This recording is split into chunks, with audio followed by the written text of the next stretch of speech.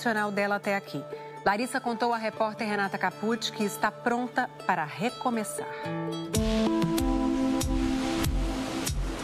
Deixar de ser seguida pela mãe em redes sociais foi uma demonstração pública de que a relação entre a filha única e os pais estava em crise. Mas as divergências entre Larissa Manoela, Silvana e Gilberto não começaram este ano.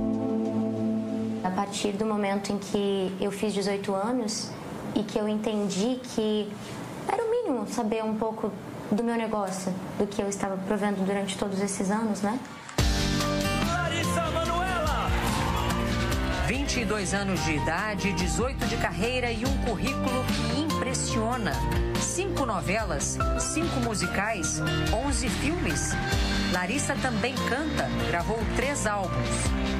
Somando suas redes sociais, são mais de 80 milhões de seguidores. E as marcas surfam nessa popularidade. Atualmente, ela tem contrato como embaixadora de 6 grifes nacionais e internacionais. No auge do sucesso, feliz com o noivo, o também ator André Luiz Frambach. Larissa se vê obrigada a dar explicações sobre sua intimidade. Estava insuportável para mim ouvir tantas mentiras, tanta deturpação, tanta distorção das histórias. Conflitos que, segundo ela, nada tem a ver com o noivo. Hoje ele é a minha escolha, é o meu parceiro de vida, meu noivo. A gente deseja construir esse futuro, mas toda essa situação se deu antes dele entrar na minha vida. Criança prodígio, Larissa Manoela começou a ganhar dinheiro muito cedo trabalhando como modelo. Saímos de Guarapuava, nossa cidade natal, no interior do Paraná, quando eu comecei, 4 anos de idade. E eu entendo que eles optaram por isso, por abdicar de suas vidas para estar comigo. Mas Larissa diz que mesmo depois da maioridade, não sabia quanto ganhava, quantos bens tinha. Começou a questionar os pais. E no último ano passou a ser mais incisiva nessa busca por informações. Eu só queria entender, então, esse negócio. Como estava essa questão financeira que nunca me era apresentado, que eu não sabia o que eu recebia, o que estava sendo pago. Em uma conversa gravada por Larissa no fim do ano passado, a mãe reclama dessas cobranças. Quer me chamar de mercenária? Pode chamar, mas que eu não vou abrir mão de 1 centavo é cuidar do seu dinheiro. O resto, você pode fazer aquilo que você quer. Como é que você recebia alguma coisa, algum dinheiro? Eu recebi uma mesada mesmo. Qualquer tipo de pagamento, que fosse uma passagem aérea, a compra de algo mais supérfluo, eu tinha que pedir autorização. Me dá um exemplo prático disso que você está falando. Por exemplo, idas à praia, onde você tem que pagar com maquininha, com agilidade, ou fazer um Pix, eu tinha que pedir. Pedir dinheiro aos seus pais para, por exemplo, comprar uma tomar um refrigerante, uma água de coco na praia. Sim. A gente está falando de R$10. Sim. Larissa apresentou ao Fantástico uma troca de mensagens com a mãe em outubro do ano passado, pouco depois do fim da novela das 6, Além da Ilusão, em que tinha sido protagonista. A atriz pede R$10 para pagar um milho na praia. Silvana responde dizendo que não há saldo na conta da filha e manda os R$10 para o Pix do vendedor. Um mês depois, Larissa pede dinheiro ao pai neste áudio. Aí, pai, você consegue fazer uma transferência para minha conta para eu pagar um milho, um sorvete, um mate aqui na praia, por favor? Era muito difícil entender. E eu me senti incapaz. Será que eu realmente sou essa pessoa? Larissa Manoela buscou então um escritório de advocacia e pediu ao contador os contratos sociais das 3 empresas das quais era sócia. A primeira, Dalari, aberta pelos pais quando ela tinha 13 anos em outubro de 2014 para gerir a carreira da filha, todos os contratos, os pagamentos. A empresa também concentra a maior parte do patrimônio adquirido ao longo da vida profissional da atriz.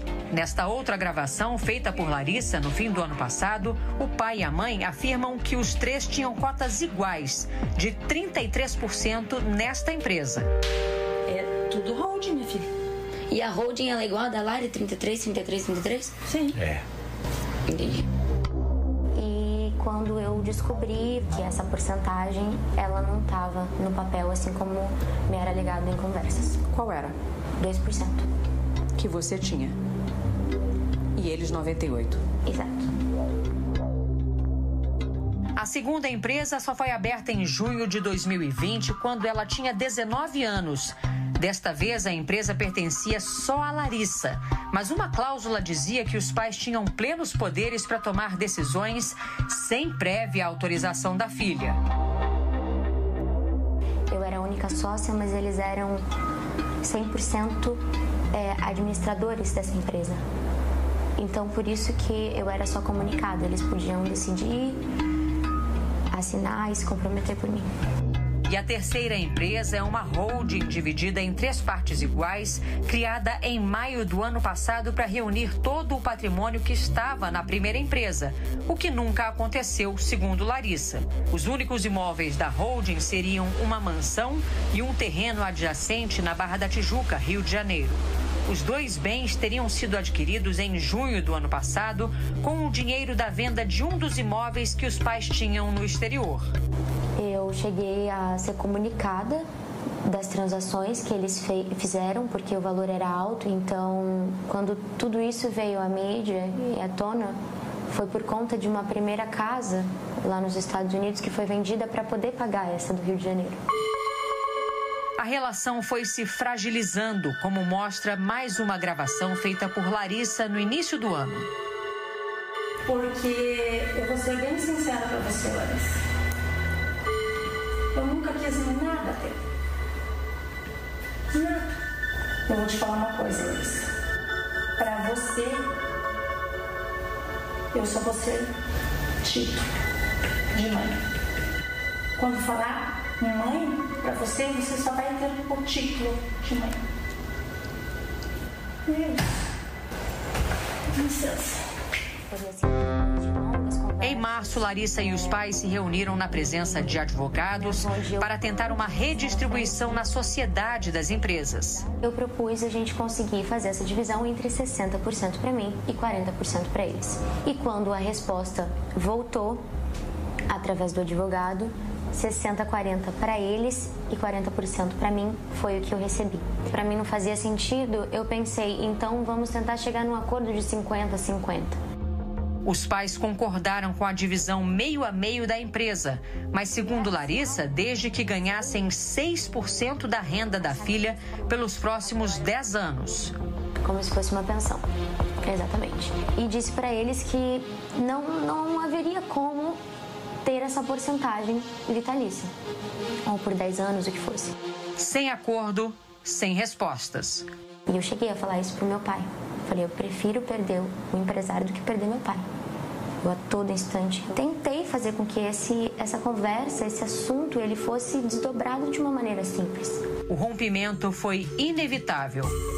Larissa tirou os pais da administração da sua empresa individual e começou a renegociar os contratos atrelados à Dalari, aquela empresa em que ela só tinha 2% para concentrar todos os rendimentos em uma única firma. É com essa firma que Larissa vai gerir a carreira. Além disso, ela conta que decidiu abrir mão de um patrimônio estimado em 18 milhões de reais e que deixou tudo para os pais. Eles até agora não assinaram o distrato das sociedades nas 2 empresas. Eles não assinaram? Não. Por quê? Eu não entendo. Larissa teve que notificá-los extrajudicialmente. A minha decisão de abrir mão de todo o meu negócio é porque eu tenho a plena certeza de que o meu caminho, ele vai me trazer grandes conquistas. Eu tenho só 22 anos. Você não vai entrar na justiça para reaver seu patrimônio? Não é minha vontade. Eu tenho a plena consciência de que essa minha escolha é para dar o conforto necessário para os meus pais. Em nota, a defesa de Gilberto e Silvana Elias dos Santos, pais da atriz, afirma que Larissa Manoela falta com a verdade quando diz que não sabia qual era o percentual dela na empresa da Lari, já que assinou uma alteração contratual em janeiro de 2020, na qual constava clara e expressamente o percentual de 2%. Segundo o advogado, também não é verdade que Larissa não tinha acesso a dinheiro no dia a dia, porque ela sempre teve e utilizou seus cartões de crédito com os quais sempre pôde comprar tudo o que desejou. De acordo ainda com a nota, a atriz distorce a realidade quando diz que tem dificuldade para negociar a saída das sociedades com os pais, uma vez que as notificações formais só foram recebidas por eles no início de agosto e que os pais estão dentro do prazo para as providências legais. O advogado afirma que é Larissa quem se recusa a conversar com a mãe e sequer responde às mensagens do pai. Por fim, a defesa diz que os pais acreditam ser extremamente triste e lamentável a opção de Larissa pela ingratidão, pela indiferença e pelo desrespeito, e que a atriz é amada incondicionalmente. Esse momento que eu me encontro hoje é o mais difícil da minha vida. Sabendo que essa ferida, ela está cicatrizando. E que os meus pais jamais vão deixar de ser meus pais. Jamais vou deixar de amá-los. Essa situação pode ser revertida? Eu quero acreditar. Eu acho que se o meu erro for acreditar, eu vou seguir errando. O que eu posso dizer por mim é que eu tenho esperança de, no futuro, a gente poder ter uma relação que é delicada, mas que é a nossa história.